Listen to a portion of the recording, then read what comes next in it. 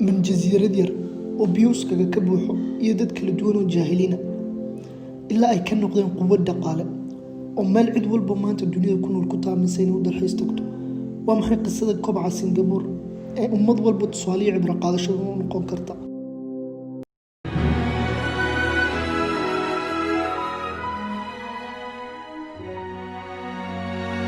سنغابور waxay ahayd jasiirad yar oo Ingiriisku gumaysanayay 1959 laakiin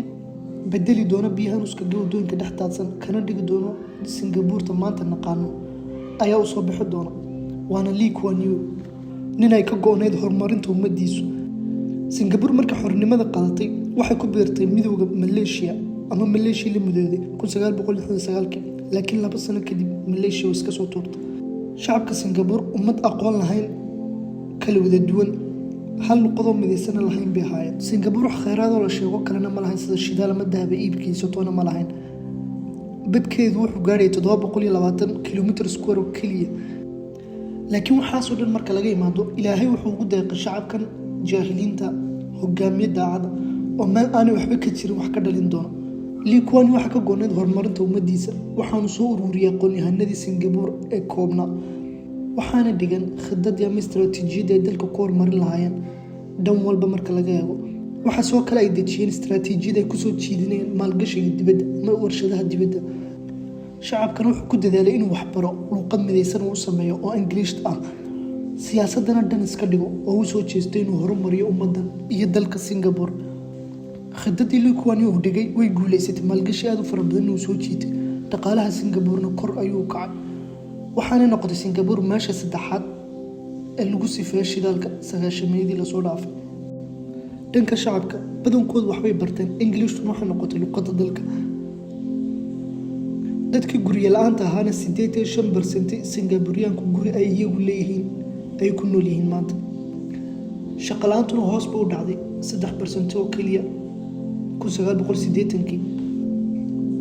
wax soo saarka gudaha Singapore 1960kii wuxuu ahaa 7 bilyan kaliya ama GDP-ga sida loo yaqaanaba haddana wuxuu noqday 360 bilyan oo dollarka Mareykanka Lee Kuan Yew wuxuu xilka iska wareejiyay si iskii ah 1990kii inkastoo reerkiisu sii maamuleen oo wiilkiisu 2004 ku guuleystay doorashada ra'iisul wasaarenimada dalka Singapore laakiin si doontaba ha ahaatee Lee Kuan Yew wuxuu ahaanay halyeygi Singapore kana soo saaray dawlad waxba haysanin kana dhigay Singapore tan maanta naqaano baasaboorka Singapore kama baxo baasaboorada ugu wanaagsan adduunka Lee Kuan Yew 2015 ayuu dhintay isagoo gadaal kaga tagay wadan dhisan oo horumarsan taariikhda Singapore waxay tusaale u tahay ummad walba dib u dhacsan oo gacanta hoos dhiganaysa qaramada midoobay ama beesha caalamka Singapore beesha caalamka iyo qaramada midoobay toona gacantooda ma hoos dhigan laakiin way shaqaystuna awoodooda ay aamineen dalkooduna wax khayraad ma lahayn laakiin iyadoo saatahay dhaqaale gacantooda ku sameystaan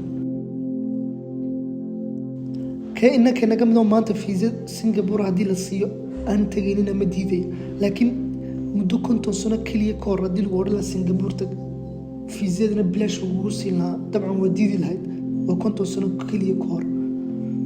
وحن كبرنا ناقصان إن هدي أي كاغو أنت هرمر إن السمايسو أدمال أنا وحبة كتير وحكر لين دونتو سيدنا كوار كنا لي Kuan Yew وكلا دنك دقالة أنا مركنا هنا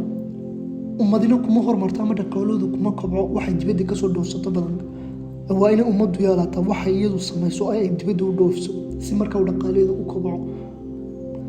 Lee Kuan Yew waa taas tu fahmay oo maalgashiga dibadda soo jiitay muuqaalkana maanta intaas ku eegi fadlan haduu ku cajibi subscribe saar lana sii wadaaga asxaabtaada wasalaamu calaykum